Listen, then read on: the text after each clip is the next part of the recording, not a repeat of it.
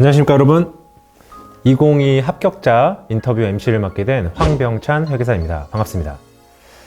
지난 8월 25일 제57회 공인회계사 시험 최종 합격자 발표가 있었는데요. 이번 1차 시험 지원자가 작년 대비 무려 14.9%가 증가했다고 합니다.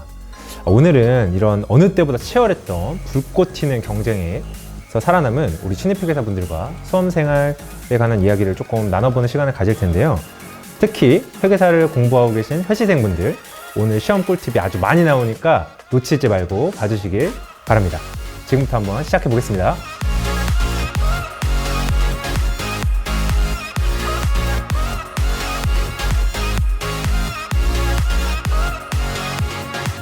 저희가 이번 인터뷰를 위해서 제57회 공인회계사 합격자 분들 중에 아주 엘리트 분들을 한번 세 분 모셔봤습니다.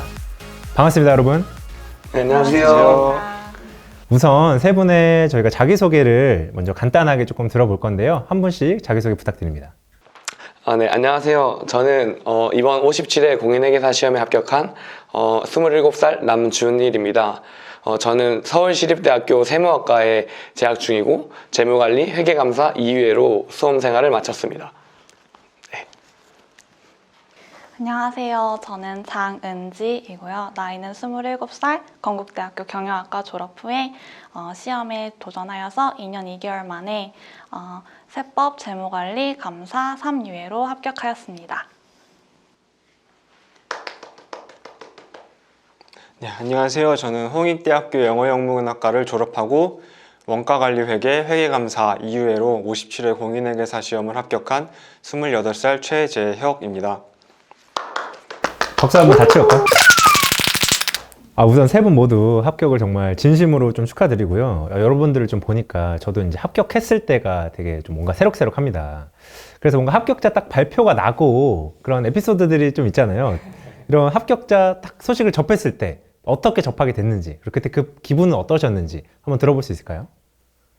저는 이제 합격 발표가 나면은 이제 홈페이지에 이렇게 점수가 뜨잖아요, 과목별로. 그렇죠. 그래서 이제 과목을 한 번에 다 보기는 무섭고, 그래서 한 과목씩 이렇게 책 표지 같은 걸로 이렇게 가려가지고 이제 뒷자리부터 하나씩 확인하고 그런 식으로 마치 확인했거든요. 이렇게 한 과목씩 이렇게 네. 내가 합격을 하나 이렇게 하나씩. 네, 합격할 것 같은 감사부터 그냥 확인을 하고 그 다음에 원가회계 이런 식으로 확인을 했고요. 처음에는 진짜 실감 안 났는데 부모님한테 알려드리고 부모님이 기뻐하시는 모습을 보니까 그때부터 네, 기쁜 게 실감이 나더라고요. 부모님이 합격했구나. 엄청 좋아하셨겠어요. 네, 그렇죠. 이게 참 흥미롭네요. 이렇게 마치 패를 보듯이 뒷자리부터 이렇게 한 과목씩. 이게 엄청 쪼는 맛이 좀 있었겠어요? 진짜 엄청 쫄리더라고요. 저는 합격자 명단을 바로 봤어요. 바로? 네. 상남자 스타일. 또 이제 상남자라서 그런 건 아니고 처음에 이제 합격자 점수 확인을 들어갔는데 렉이 너무 많이 걸려서 이게 원래 작년까지는 조기 발표가 조금씩 있었거든요. 그래서 조기 발표가 되면 이제 사람들이 다 이제 합격자 발표 났다 이렇게 말을 하니까 이제 10분마다 저 확인을 했었거든요. 10분마다 네, 계속? 확인을 하는데 계속 왜 안 나지 하다가 결과를 마지막으로는 이제 이제 더 이상 못 기다리겠다 하고 그냥 합격자 명단을 그냥 오픈 카톡방에 올라가 있는 거 해가지고 나중에 되니까 이제 나 이제 공인회계사다 하면서 바로 공인회계사로 약간 그렇지, 그런 그렇지. 기분을 좀 만끽했죠. 이런. 그리고 누구한테 제일 먼저 전화했어요? 저는 그때 여자친구랑 같이 있었는데 여자친구랑 같이 봤던 것 같아요. 여자친구분한테? 네. 이게 네. 나가도 되나요? 여자친구분한테 전화했다는데? 잘라주실래요? 오케이, 알겠습니다. 다 과거는 과거일 뿐이니까 또. 자, 그러면 이번 진짜 시험 당일에 대해서 한번 여쭤보려고 하는데, 지금 누구보다도 좀 생생한 기억이 있을 것 같아요. 2개월 전이니까. 작년과 비교했을 때 전반적인 이번 시험 난이도는 좀 어땠나요? 저는 이제 원가랑 감사만 봐서 이제 원가는 작년이랑 비슷하게 좀 괜찮았던 것 같고 감사는 조금 어려웠던 것 같아요. 근데 지금 와서 객관적으로 생각해보면 그런데 시험 당일에는 다 어렵더라고요. 다 어려웠다 그냥. 나중에 객관적으로 보면 원가는 좀 비슷했고 감사는 어렵고 한데 그날은 다 어려웠다. 그럴 수 있죠. 다른 과목은 또 어땠나요? 저는 전반적으로 중상 정도라고 중상 생각하는데 정도? 왜냐면 이제 저는 세법 재무관리 감사를 쳤지만 재무관리랑 감사가 출제 기조랑 좀 다르게 출제가 됐어요. 이전에 나오던 기조와 조금 다른 면을 이제 보기 시작했군요. 그래서 이제 시험장에서 딱 그 자리에 앉아서 기출하고 다른 경향의 시험지가 눈앞에 있으면 그 난이도를 떠나서 심리적으로 압박감이 많이 오거든요. 그렇죠. 원래 봤던 문제들이 아니니까. 역시 이번 시험 난이도도 진짜 만만치가 않았네요. 그럼 이 고난도 좀 시험인 만큼 이 시청자분들이 어떤 식으로 좀 전략을 짰고 어떤 식으로 공부를 했고 이런 게 좀 궁금할 것 같아요. 그래서 한 분씩 좀 준비 스토리를 얘기를 해주실 수 있을까요? 저는 2020년 1월부터 이제 공부를 시작했는데 기본 강의 그리고 그 중간에 연습서 그리고 이제 객관식 준비하고 나서 동차 때 5과목 다 챙기고 근데 이 5과목이 너무 많아서 이게 제일 힘들었던 것 같은데 이때는 시간별로 하루에 뭐 12시간을 공부하면 나누기 5 해서 시간 배분해가지고 매일매일 똑같은 시간을 맞게 공부할 수 있게 했던 것 같아요. 정확하게 그걸 5분의 네. 1로 구분을 해가지고. 네. 네. 근데 일반적으로는 이제 동차 때는 이제 몇 과목만 선택을 해서 하잖아요. 네. 5과목 다 챙기신 이유도 있었을 걸까요? 이게 좀 미련한 생각이었는데 감히 난이도를 예측할 수 없다. 그러니까 쉬운 난이도 나오는 거는 넘기고 가자라는 생각을 해서 했는데 그러다 보니까 이게 내가 약점인 과목을 잘 모르더라고요. 그래서 약점인 과목은 모르지만 그래도 5과목 그래도 골고루 배분해갖고 하면 되지 않을까 했는데 그래도 나름대로 2위라는 결과를 얻어가지고 괜찮게 결과를 받은 것 같습니다. 전략이 먹힌 거네요. 6회 때는 그래도 시행착오가 있었으니까 이제는 진짜 효율적으로 공부해야겠다라는 생각을 해서 좀 되게 효율적인 공부 방법을 썼는데 제가 아이패드를 이용했거든요. 근데 아이패드에 플렉슬이라는 말을 들어 하여튼 이 어플이 있는데 이 어플에 하이퍼링크 기능이 있어요. 그래서 제가 틀린 문제만 하이퍼링크해서 모아뒀어요. 우와, 완전 스마트하네요. 네, 이렇게 모아두고 제가 뭐 감사 같은 거 안 외워지는 진짜 안 외워지는 것들만 이렇게 모아두고 해서 그거를 쳐내다 보면 한 3번 연속 틀리거나 3번 봤는데 안 외워진 것들은 그냥 나중에 봐도 안 외워지더라고요. 그래서 이건 한 5, 6월에 됐을 때는 매일 한 번씩 보자라는 마인드로 해서 나머지는 좀 눈으로 풀고 그것들만 좀 이렇게 써서 풀고 하면서 시간을 좀 줄였던 것 같습니다.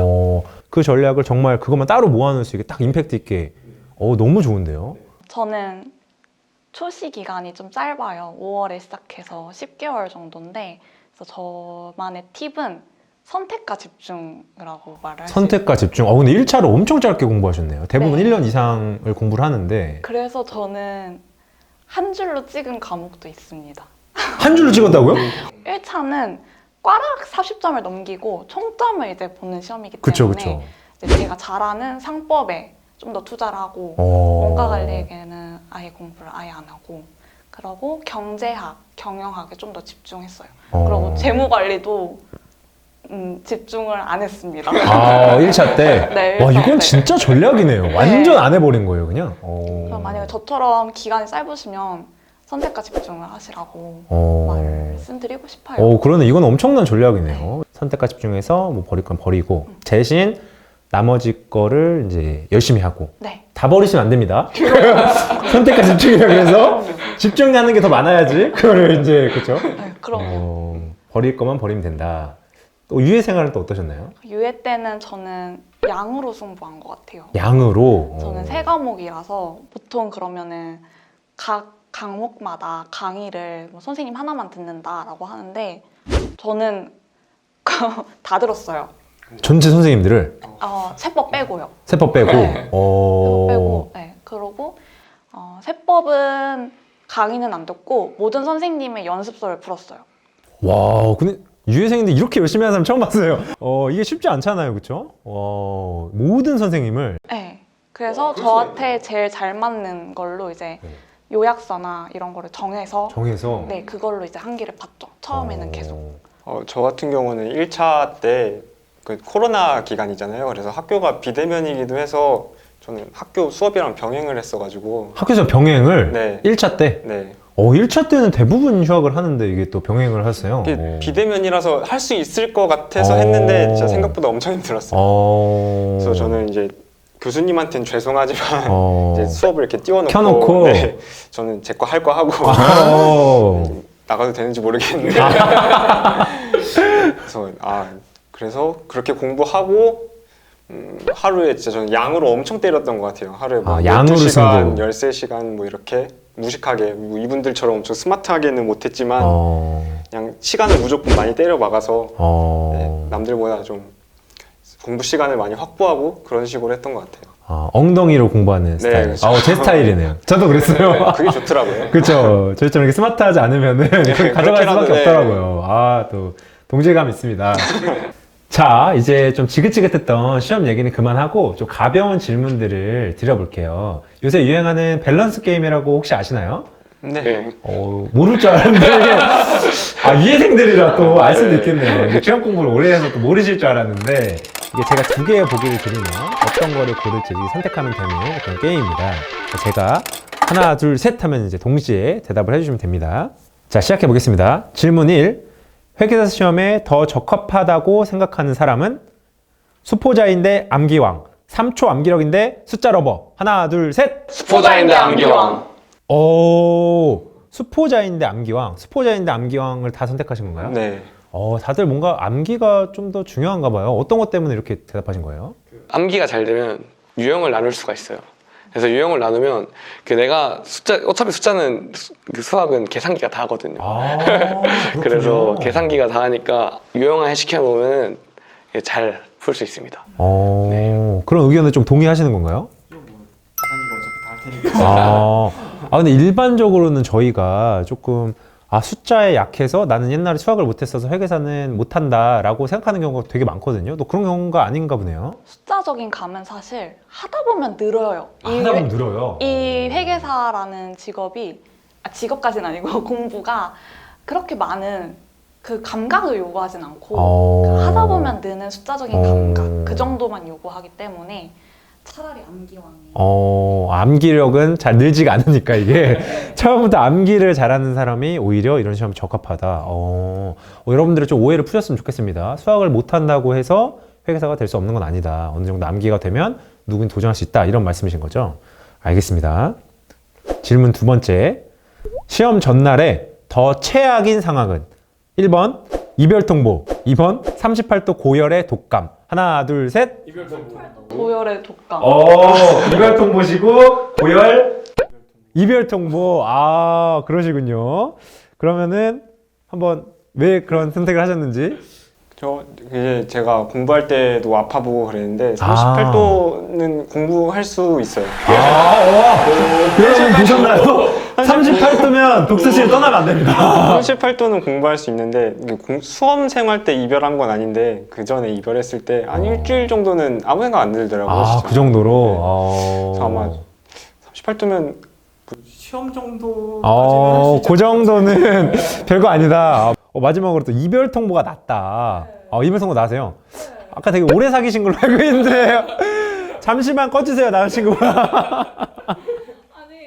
해열제를 먹으면 졸립잖아요. 졸리니까. 그러면 안 되잖아요. 졸리면 안 되니까. 네, 그런데 이별 통보는 사실 저는 자극제가 될 것 같아요. 오히려 나를 차? 이렇게 감히? 이걸 붙어서 복수를 해줘서 감히 나를 차? 이렇게? 네, 시험에 더 집중할 수 있을 것 같아요. 그치, 사실 하루 전에 이별 통보하는 건 거의 이거는 나를 부셔버리겠다는 거잖아요, 이거는. 그쵸? 그래서 나는 오히려 더 의지에 불타서 더 고득점을 하세요. 자, 질문 세 번째. 시험장에서 더 만나기 싫은 사람은 앞 사람의 볼펜 딱각 빌런, 시험지에 있는 힘껏 넘기는 시험지 파이터. 하나, 둘, 셋. 볼펜이 이게 여러분들 이게 요것이 아까 제가 사실 중간중간 몇 번 했는데 좀 거슬리셨을 수도 있을 것 같아요. 이게 볼펜이 되게 방해가 많이 되나 봐요. 아무래도 시험지는 대부분 비슷하게 넘기거든요. 비슷하게? 내가 넘길 때 다른 사람도 넘기고 볼펜은 시도 때도 없이 이러니까 내가 뭐 문제에 집중할 때도 이러는 거고 그래서 아무래도 타이밍이 좀 안 맞아서 좀 방해되지 않을까. 내 타이밍에 네. 지금 내가 생각을 하고 있는데 갑자기 여기서 딸깍? 딸깍 이러면 그쵸. 그러면 진짜 방해되긴 하겠네요. 그런 적이 있으셨나요? 여기서 독서실이나 뭐 시험 볼 때 모의고사라든지? 네, GS 모의고사 보러 자주 갔는데 근데 이게 정각이면 백색 수험이라고 생각하고 하는데 되게 딱 차라리 이러면은 그러면 백색 수험이라고 생각했는데 그게 아니라 딱딱 야, 지금 뭐 빅트를 쪼개보자. 빅딜 한번 쪼개보자. 지금. 그래서 이게 그 검사 같은 거는 이제 이거 헷갈리면 고민하잖아요. 그쵸. 그걸 고민하는데 한참 고민하고 있는데. 따글따글거리면 그 잠깐 내 생각의 흐름을 방해하니까. 자, 질문 네 번째. 이 회계사 CP 시험 준비를 한다면 나는 추천한다, 비추천한다. 하나, 둘, 셋. 비추천한다. 비추천. 자, 좋습니다. 자, 우리 일반적인 추천부터도 한번 들어볼게요. 저는 괜찮더라고요. 할 만한 건데. 할만해서 시험이. 네, 그러니까 뭐 아예 몇 시간씩 앉아서 공부하는 게 힘드신 분들은 좀 비추천하는데 그냥 앉아서 공부를 할 수 있다면은 이 시험이 또 만약에 뭐 안 좋게 결과가 나서 다른 데로 눈을 돌리더라도 네네. 결국에는 또 도움이 되는 공부들이거든요. 그쵸, 결국에는. 맞아요. 네. 다 경제 공부나 아니면 회계 공부, 우리 그래서- 자본주의 언어를 또 공부하는 거니까. 그래서 저는 추천할 것 같아요. 네. 추천할 것 네. 같으세요? 그러면 비추천. 영혼을 안 끊기 위해서. 네. 일단 연이 중요하잖아요. 그쵸. 근데 제가 왜 비추천을 말하냐면 정말 이걸 하고 싶으시고 그게 이유가 있으신 분들이라면 추천을 하지 않아도 할 거라고 생각을 해요. 내가 추천하지 네. 않아도. 근데 정말 고민이 되는데 그 다른 선택지가 있는데 내가 추천을 해서 이 사람이 이걸 공부하게 된다면 그 결과가 좋으면 정말 저도 뿌듯하겠지만 그쵸. 그 결과가 안 좋게 되면 좀 책임감이 생길 것 같아요. 그래서 그 장점과 단점은 말해줄 수 있지만 추천을 감히는 하지 않을 것 같습니다. 객관적으로 내가 이거 네. 회계사는 이거 좋고 공부하는 데 이렇게 도움이 되고 단점 뭐 이런 게 있고 네. 다 얘기는 해주고 뭐 추천 너가 생각대로 그냥. 저도 뭐 이제 이게 맞아라고 말하고 싶지만은 근데 이제 사람이 다 다르잖아요. 걔랑 이제 다른 결의 공부인데 이제 갑자기 내가 해보니까 나는 잘 맞더라, 너도 잘 맞을 거야라고 하는 것 자체가 좀 안 맞는 것 같아서 약간 위험할 수 있으니까. 네. 비추천으로 바꿀게요. 이제 다시 조금 회계 쪽 얘기로 좀 돌아와서 준비한 다음부터는 하루에 몇 시간 정도 아까 좀 약간 듣긴 들었는데 대략적으로만 조금 들어볼 수 있을까요? 처음에부터 그렇게 막 많이 한 건 아니고 처음에는 이제 공부를 원래 좀 이런 집중적으로 하는 공부를 해본 적이 없어서 처음에는 8시간 앉아있는 것도 힘들더라고요. 그래서 처음에는 앉아있는 것부터 연습을 하자 해서 그렇게 시작하다가 이제 막판에는 거의 한 13시간 뭐 이렇게 했었던 것 같아요. 13시간? 저는 유예 때는 아까 말한 대로 평균 9시간이었는데 좀 짧잖아요. 그래서 일주일 중에 6일은 무조건 10시간 무조건 채우자 하고 그 다음에 점점 시간 다가오면서 저도 기록을 다 했거든요. 열품타라는 앱으로. 근데 저도 모르게 14시간 채워져 있고 그러더라고요. 나도 모르는 사이에 네. 시간과 정신의 망처럼 난 10시간만 해야지 이러면서 공부를 시작했는데 갑자기 14시간이 네. 처음에는 사실 집에 독서실 끝나고 집에 오면은 그냥 이제 씻고 누우면 되는데 시험 다가올수록 이제 침대로 바로 안 가고 이제 책상으로 가게 되는 거죠. 우와. 그러니까 이게 14시간이 가능했던 것 같아요. 야, 이 합격하신 분들 정말 장난 아닙니다. 저는 오늘 12시간 해야지 그럼 하면은 2시간 지나 있고요. 저는 그 운동을 아침에 하고 공부를 해가지고 저는 1차 때는 11시부터 11시까지 했고 동차 때는 10시 반부터 밤 12시 반까지 했고 유예 때는 한 1시에 가서 10시에 집에 왔던 것 같습니다. 1시에 가서? 네, 10시에 집에 왔던 것 같아요. 10시에? 네, 그 정도 했던 것 같아요.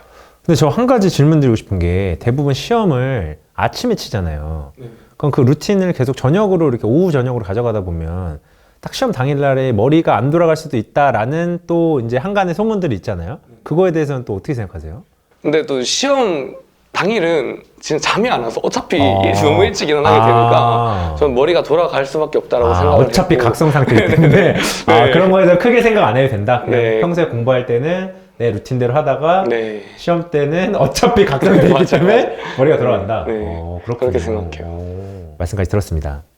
어제 긴 시간 동안 저희 뭐 다양한 인터뷰에 응해주셔서 진짜 진심으로 감사드리고 오늘 제가 인터뷰를 들어보니까 정말 참여회계사분들이 많이 합격을 하신 것 같아서 정말 뿌듯합니다.